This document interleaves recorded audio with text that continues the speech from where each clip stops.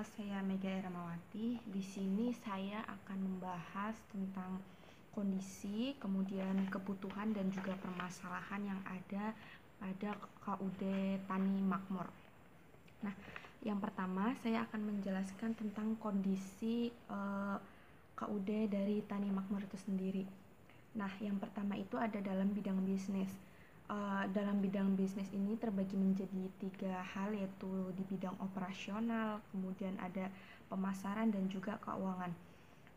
Untuk yang pertama, bagian operasional pada KUD Tani Makmur itu sendiri masih beroperasi seperti itu, dengan berbagai unit usaha, misalnya seperti sarana produksi pertanian atau bisa disebut dengan saprotan. Kemudian juga ada warung serba ada, kita bisa sebut secara singkatnya itu Wasserda. Kemudian ada unit simpan pinjam, PPOB, dan unit tabungan dan kredit tabur puja yang berfungsi untuk mengentaskan kemiskinan seperti itu. Kemudian yang kedua itu di bidang pemasaran. Nah, di bidang pemasarannya itu sendiri, KUD Tani Makmur itu memanfaatkan dari 6 unit yang tadi saya sebutkan. Nah, yang pertama itu ada sarana produksi pertanian. Di sana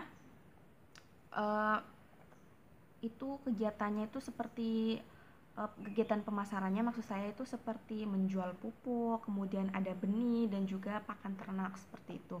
Kemudian yang kedua itu ada namanya warung serba ada. Nah, unit ini tuh dalam bidang pemasarannya itu seperti minimarket seperti itu. Kayak misal Alfamart, nah sejenis seperti itu. Kemudian untuk selanjutnya itu ada unit simpan pinjam. Pemasarannya itu kegiatannya tentu saja melakukan peminjaman terhadap anggota maupun nasabah yang membutuhkan. Nah, kemudian ada PBOB. Nah, unit ini itu sistem pemasarannya itu menawarkan seperti itu. Menawarkan pembayaran listrik, kemudian pembayaran telepon atau bisa juga BPJS dan lain sebagainya. Kemudian yang keenam itu ada unit tabungan dan kredit atau bisa disingkat dengan unit tabur puja. Nah, unit ini dalam pemasarannya itu memiliki tujuan untuk mengentaskan kemiskinan seperti itu. Kemudian saya akan lanjut ke bidang ketiga, yaitu tentang keuangan. Nah, keuangan dari KUD Tani Makmur ini itu keuntungannya itu didapatkan dari usaha simpan pinjam. Nah, usaha simpan pinjamnya itu alurnya itu yang pertama mengumpulkan dana dari seluruh anggota dari koperasi KUD Tani Makmur. Kemudian dana itu akan dijadikan sebuah modal seperti itu setelah dikumpulkan. Nah, setelah menjadi sebuah modal, selanjutnya itu dipinjamkan oleh anggota koperasi yang membutuhkan serta nasabah lain yang membutuhkan seperti itu. Kemudian untuk kondisi kedua itu di bidang sumber daya manusia. Nah, dari sumber daya manusia pada KUD Tani Makmur itu anggota plus pengurusnya itu berjumlah 16.884. Kemudian kondisi SDM-nya itu latar belakang dari masing-masing SDM itu berbeda-beda, baik itu secara pendidikan, secara sosial, ekonomi, kebudayaan juga berbeda-beda. Kemudian dalam kondisi SDM tersebut, dalam meningkatkan keanggotaannya itu SDM itu sering mengadakan rapat, tidak sering sebenarnya, melakukan rapat itu sekitar 2 kali dalam setahun. Nah, ini tuh rapat seluruh anggota dan seluruh anggota diwajibkan untuk mengikuti rapat tersebut. Nah, lalu apa yang dibahas dalam rapat tersebut, yaitu ada menyusun program kerja, terus rancangan anggaran, pendapatan, dan belanja seperti itu. Kemudian yang ketiga itu pada kondisi kelembagaannya. Nah, kondisi kelembagaannya itu sebenarnya kelembagaan koperasi KUD Tani Makmur ini sendiri sama dengan koperasi yang lainnya. Jadi itu seperti penyelenggaraan koordinasi, terus fasilitas, kebijakan teknis dan evaluasi itu fungsi kelembagaannya itu berjalan dengan sebagaimana mestinya, seperti itu. Nah, kemudian saya akan membahas tentang kebutuhan pada koperasi KUD Tani Makmur.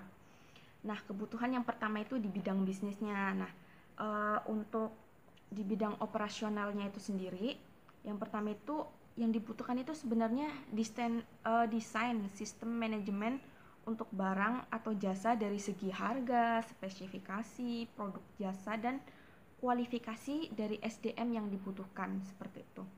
Kemudian yang kedua ada di bidang pemasarannya. Nah, di bidang pemasarannya ini yang dibutuhkan itu dalam pengelolaan marketing online gitu. Jadi itu kebanyakan anggota dan pengurusnya masih belum paham tentang pengelolaan marketing secara online. Nah, yang kedua itu ada pemahaman SDM tersebut terhadap kepemasaran itu sendiri itu masih kurang, seperti itu. Makanya dari kebutuhan ini dibutuhkan adanya bimbingan khusus untuk para anggota agar lebih paham tentang pemahaman untuk melakukan pemasaran yang lebih baik untuk KUD Tani Makmur itu sendiri. Nah, kemudian kebutuhan yang kedua itu ada di bidang SDM-nya. Nah, kebutuhan yang sangat dibutuhkan itu sebenarnya adalah kualifikasi dari SDM KUD Tani Makmur itu sendiri. Nah, jadi itu kualifikasinya itu sebenarnya tidak menuntut harus pendidikannya S1 atau D3, tidak. Tapi kualifikasi yang dibutuhkan itu lebih ke soft skill-nya, seperti itu. Kemampuannya dalam pengelolaan koperasi KUD Tani Makmur itu sendiri. Nah, kemudian yang ketiga itu ada di bidang kelembagaannya. Nah, di bidang kelembagaan ini itu yang dibutuhkan itu sosialisasi. Nah, jadi tuh sosialisasi ini dibutuhkan itu untuk meningkatkan kesadaran para anggota akan pentingnya untuk berkoperasi, seperti itu. Nah, terus kemudian yang kedua itu yang dibutuhkan juga adalah surat izin seperti SIUP dan TDP. Ini untuk meningkatkan koperasi KUD Tani Makmur ini lebih ke kancah nasional dan internasional, seperti itu. Nah, kemudian yang akan saya bahas selanjutnya itu mengenai permasalahan dari KUD Tani Makmur itu sendiri. Nah, yang pertama itu ada di bidang bisnis. Nah, di bidang bisnis terbagi menjadi 3 hal juga, operasional, pemasaran, dan keuangan. Nah, pada bidang operasional ini, permasalahan yang dihadapi itu seperti kurang maksimal dalam menjalankan setiap unit, seperti itu. Nah, misalnya nih, contohnya unit SPH itu kayak belum mampu menyaingi bank plecit gitu. Jadi mungkin strategi untuk menawarkan seperti itu sangat dibutuhkan dalam hal ini, seperti itu. Kemudian yang kedua itu di bidang pemasarannya itu saluran marketingnya itu masih konvensional. Nah, ini sebenarnya menjadi bermasalah karena di era modern saat ini koperasi juga perlu adanya mengikuti era modern seperti menggunakan teknologi yang lebih canggih, misalnya saja dalam mengatur contohnya misalkan unit waserda. Nah, unit waserdanya itu kan seperti warung minimarket, seperti itu. Nah, seharusnya pemasarannya itu tidak hanya berjualan gitu. Seharusnya pada unit waserda itu tuh lebih mengadakan promosi setiap sebulan sekali atau pada hari-hari besar. Nah, promosinya itu bisa di-share lewat media sosial, kemudian selebaran. Nah, dari hal ini kan bisa mengikuti era modern. Apalagi kalau kita mengadakan diskon besar-besaran, kemudian kita share informasi tersebut melalui media sosial yang ada saat ini, kemudian selebaran tersebut, itu pasti masyarakat akan tertarik gitu untuk belanja di waserda yang diadakan oleh KUD Tani Makmur itu sendiri, seperti itu. Lalu yang ketiga itu di keuangannya. Nah, permasalahan di keuangannya itu dalam penulisan transaksinya itu seperti masih sulit sedikit dipahami gitu, masih kurang rapi, seperti itu. Nah, kemudian itu permasalahan lainnya itu tidak tepat waktu dalam melakukan angsuran peminjaman. Nah, ini benar-benar akan menghambat keuangan dari KUD Tani Makmur itu sendiri. Nah, yang kedua itu ada di bidang SDM. Nah, permasalahan di bidang SDM ini permasalahan yang sepertinya umum juga, yaitu kurangnya kesadaran dari para anggota tentang pentingnya berkoperasi. Nah, permasalahan ini benar-benar perlu ditanggapi dengan serius, karena jika mereka kurang mampu, para anggota kurang mampu untuk merasakan pentingnya berkoperasi itu sendiri, maka akan membuat KUD Tani Makmur itu sendiri seperti kurang maju kayak gitu, kualitasnya juga bisa menurun seperti itu. Nah, kemudian yang ketiga itu di bidang kelembagaan. Nah, permasalahan di bidang kelembagaan ini sebenarnya tidak ada masalah serius sih untuk KUD Tani Makmur itu sendiri, karena KUD Tani Makmur kelembagaannya hampir sama dengan koperasi pada umumnya, seperti itu. Sekian dari penjelasan saya mengenai tentang kebutuhan, kondisi, dan permasalahan yang ada dalam KUD Tani Makmur. Terima kasih. Hai semuanya, perkenalkan nama saya Anissa Korea dari Prodi Manajemen 11A, NIM 18051067. Saya di sini mau menjelaskan tentang bisnis model kanvas pada KUD Tani Makmur di daerah Bantul. Oke. Kanvas merupakan sebuah strategi manajemen untuk merancang perencanaan model bisnis perusahaan berdasarkan posisi nilai perusahaan tersebut, di mana strategi ini berguna untuk perusahaan dalam key aktivitas dan key resource. Model kanvas ini memiliki 9 elemen. Yang pertama yaitu customer relationship, yang kedua customer segment, yang ketiga value proposition, yang keempat channels, yang kelima revenue stream, yang keenam key resource, yang ketujuh key activity, dan ke-8 key partner, dan ke-9 yaitu cost structure. Di sini elemen tersebut berisi gagasan dan nilai-nilai dalam pelaku bisnis untuk menjalankan sebuah usahanya. Elemen bisnis yang pertama, model kanvas ini yang diterapkan oleh KUD Tani Makmur di daerah Bantul. Yang pertama yaitu customer segment.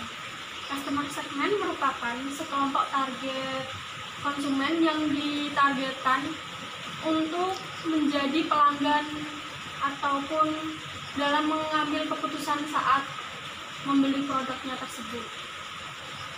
Di KUD Tani Makmur Bantul ini menerapkan bahwa sekelompok wilayah Kasihan Bantul itu merupakan target utama dalam KUD Tani Makmur untuk mendapatkan konsumennya.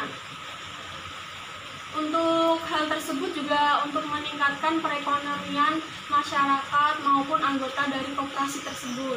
Dan yang kedua adalah value proposition. Di sini value proposition itu menyatakan pernyataan bahwa pelanggan tersebut mengenai hasil value ataupun yang didapatkan dari pengambilan keputusan saat membeli produk tersebut. Di KUD Tani Makmur ini memberikan kepada anggotanya maupun para seluruh wilayah Bantul ini memberikan jasa simpan pinjam maupun yang sekedar hanya ingin menabung, masyarakat juga bisa. Dan hal tersebut tidak hanya itu, di KUD Tani Makmur juga mempunyai Waserda untuk melayani masyarakat di Kasihan Bantul tersebut agar tidak susah untuk mencari kebutuhan pokoknya. Nah, di sekitar situ bisa melayani atau menawarkan pelanggan di dalam Waserda tersebut. Misalnya untuk pembayaran listrik, pembayaran BPJS, pembayaran air, dan lain-lain. Yang ketiga adalah channels. Channels ini merupakan sarana untuk menyampaikan jasa atau produk kepada customer yang akan ditentukan sebelumnya.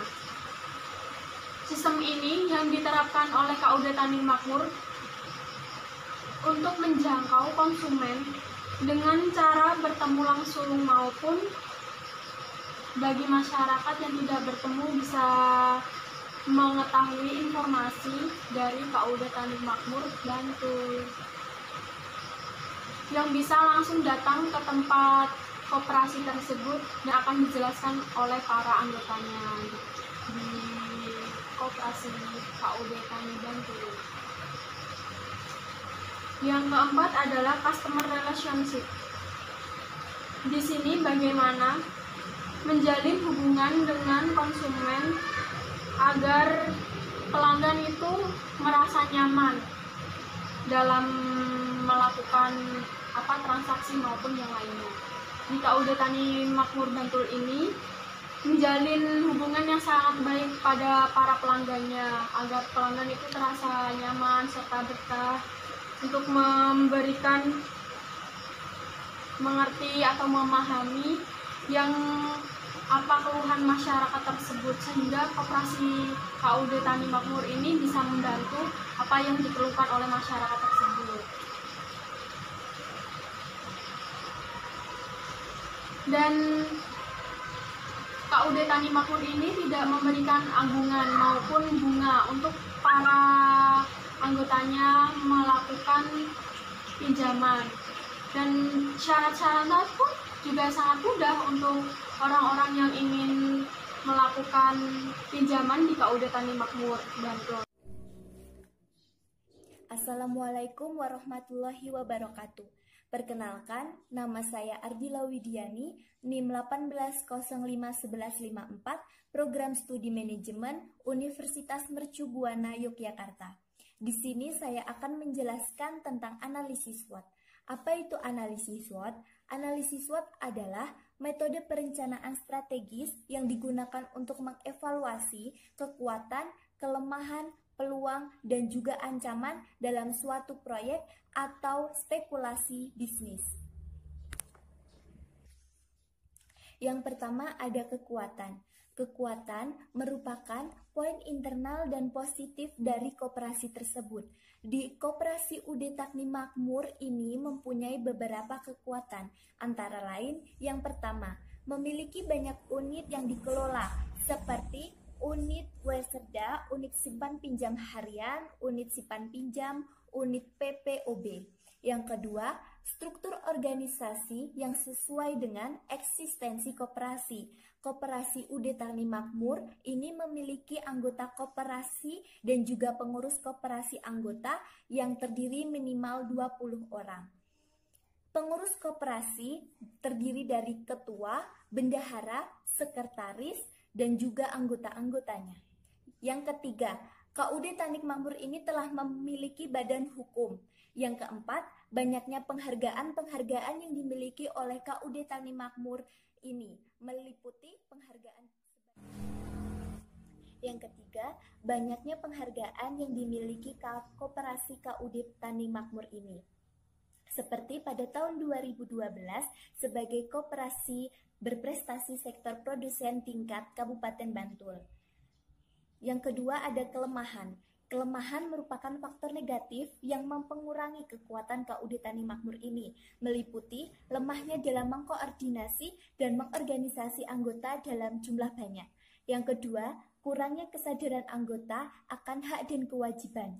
Yang ketiga, beragamnya tingkat kepentingan dan motivasi masing-masing anggota. Selanjutnya, yaitu peluang. Peluang adalah situasi atau kondisi yang merupakan peluang di luar koperasi dan memberikan peluang berkembang bagi koperasi di masa depan. Nah, peluang di KUD Tani Makmur ini meliputi dengan adanya unit sarana produksi tani pada KUD Tani Makmur ini, maka dapat mendukung sarana dan peralatan tani. Yang kedua, adanya peluang pasar bagi komoditas dan dihasilkan koperasi. Yang ketiga, kegiatan usaha komersial dalam usaha simpan pinjam dapat menghasilkan laba bagi koperasi. Yang keempat, kondisi ekonomi cukup mendukung eksistensi KUD Tani Makmur. Nah, selanjutnya yang terakhir yaitu ada ancaman. Ancaman adalah situasi yang merupakan ancaman bagi koperasi yang datang dari luar koperasi dan dapat mengancam eksistensi koperasi di masa depan. Ancaman bagi KUD Tani Makmur yaitu meliputi: pertama, banyaknya masyarakat yang lebih berbelanja di minimarket atau belanja online. Yang kedua, anggapan masyarakat yang masih negatif terhadap koperasi. Yang ketiga, kurangnya kesadaran dan juga pemahaman masyarakat tentang koperasi, serta kurangnya kepedulian dan kepercayaan masyarakat terhadap koperasi. Yang keempat, persaingan usaha yang semakin ketat, yaitu bersaing dengan bank, pelecit, dan kemudian bunga yang ditawarkan sangat rendah. Assalamualaikum warahmatullahi wabarakatuh. Perkenalkan, nama saya Hikmatul Sofia dari program studi manajemen. Di sini saya akan menjelaskan tentang Renstra dari KSP Tani Makmur yang menjadi objek observasi online kami. Sebelumnya, apa sih yang kalian ketahui tentang Renstra? Nah, Renstra itu merupakan pernyataan formal yang isinya itu yang berisi rencana, tujuan, juga apa aja sih yang mau dicapai dari organisasi tersebut. Nah, di dalam Renstra sendiri juga dimuat latar belakang dari organisasi sendiri. Jadi apa aja sih yang dimuat dalam Renstra itu? Nah, dalam Renstra KSP Tani Makmur sendiri sudah dimuat dalam website resminya KSP. Jadi apabila teman-teman penasaran apa sih Renstra dari KSP ini, kalian bisa kunjungi websitenya secara langsung. Jadi untuk visi dan misi dari KSP mestinya sudah terarah dan jelas. Sedangkan strategi dari KSP itu ada tujuan dari jangka menengah, sasaran jangka menengahnya, strategi dan kebijakannya, rencana dan program kegiatannya, terus ada pun pendanaan indikatifnya. Jadi dalam website resminya itu sebenarnya sudah ada sumber dari pendanaan KSP, karena KSP itu merupakan sebuah badan yang dimiliki oleh pemerintah daerah. Jadi untuk pendanaan kegiatan pembangunan yang dilaksanakan oleh KSP ini dibiayai oleh dana APBD Kabupaten Bantul atau dari pihak APBN dari pihak provinsi. Untuk organisasi, struktur organisasi dari KSP sendiri juga dimuat dalam Peraturan Daerah Nomor 18 Tahun 2016.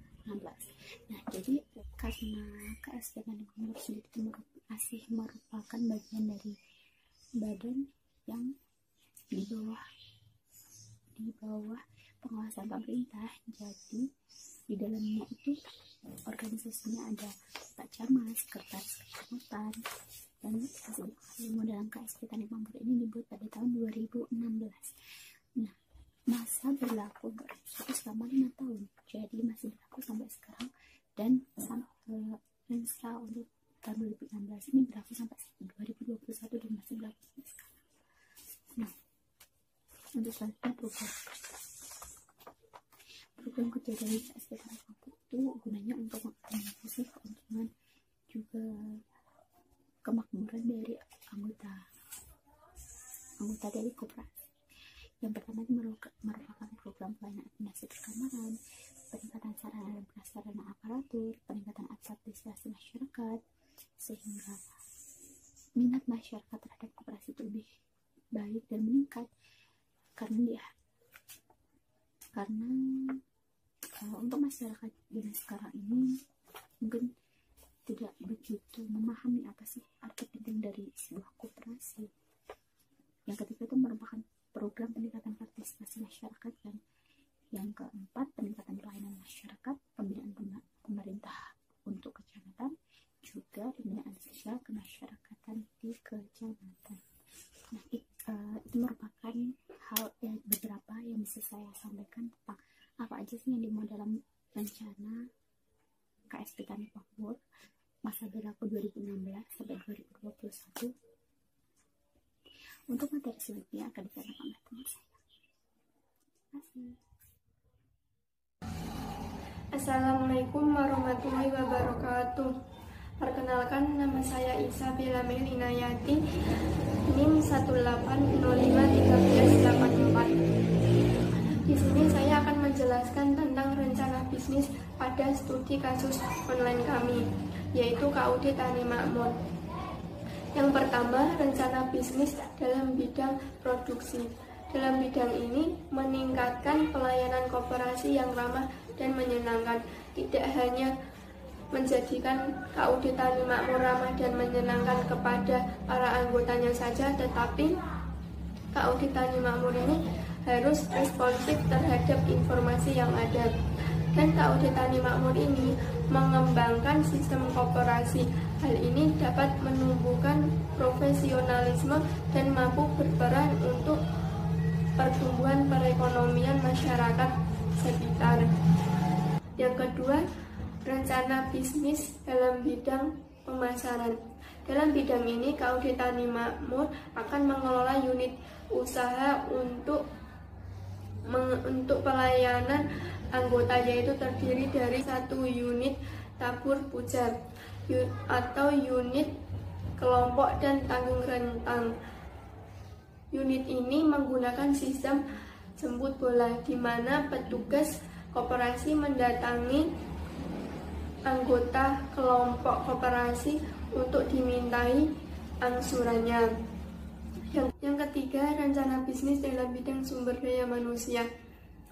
Sumber daya manusia koperasi pada KUD Tani Makmur ini pada umumnya terdiri dari anggota dan pengurus. Yang pertama, anggota. Anggota minimal 20 orang. Jika lebih dari 20 orang, maka itu semakin besar, termasuk besar dan sulit untuk dikoordinasi. Maka anggota di koperasi KUD Tani Makmur ini dibatasi untuk 20 orang saja, tidak lebih. Dan yang kedua adalah pengurus. Pengurus inilah yang akan memperoleh kepercayaan, dan pengurus inilah yang memimpin rapat anggota untuk organisasi dan usaha koperasi. Yang keempat, rencana bisnis dalam bidang keuangan. Dalam bidang ini, KUD Tani Makmur mengajak keikutsertaan dalam pembayaran melalui usaha-usaha yang ada dalam perbankan seperti giro, deposito, tabungan, dan kredit, dan sebagainya. Dan lembaga keuangan inilah yang bisa memberikan kredit terhadap anggota koperasi. Selanjutnya saya akan membahas tentang rekomendasi dan tindak lanjut. Sebelumnya saya akan menjelaskan sedikit tentang KUD Tani Makmur. KUD Tani Makmur ini didirikan untuk menggiatkan perekonomian tingkat bawah, khususnya untuk para petani. Namun, sejak perubahan pasca Orde Baru, koperasi KUD Tani Makmur ini mengalami kerugian. Untuk menutupi kerugian, KUD Tani Makmur ini mendirikan unit-unit usaha seperti unit simpan pinjam, unit tabungan dan kredit, unit PPOB atau unit layanan jasa, dan unit-unit sebagainya. Maka di sini kami akan memberikan tindak lanjut untuk KUD Tani Makmur agar tidak mengalami kerugian seperti dahulu lagi, yaitu antara lain dengan meningkatkan kerjasama antar unit usaha. Kurangnya kerjasama antar unit menjadikan koperasi tidak dapat berjalan secara optimal dalam menjalankan tugasnya. Kerjasama unit harus ditekankan pada manfaat yang diperoleh masyarakat, karena hal tersebut dapat mempengaruhi persepsi koperasi di benak para konsumen. Yang kedua yaitu mengembangkan kegiatan usaha koperasi dengan mempertahankan falsafah dan prinsip koperasi.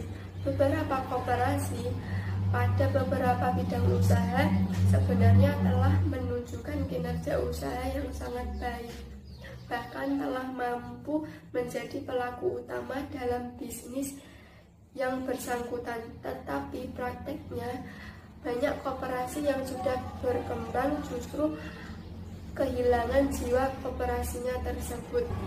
Yang ketiga yaitu membuat konsep koperasi yang berbeda. Di sini kami sarankan untuk membuat konsep koperasi yang baru dari konsep-konsep yang terdahulu.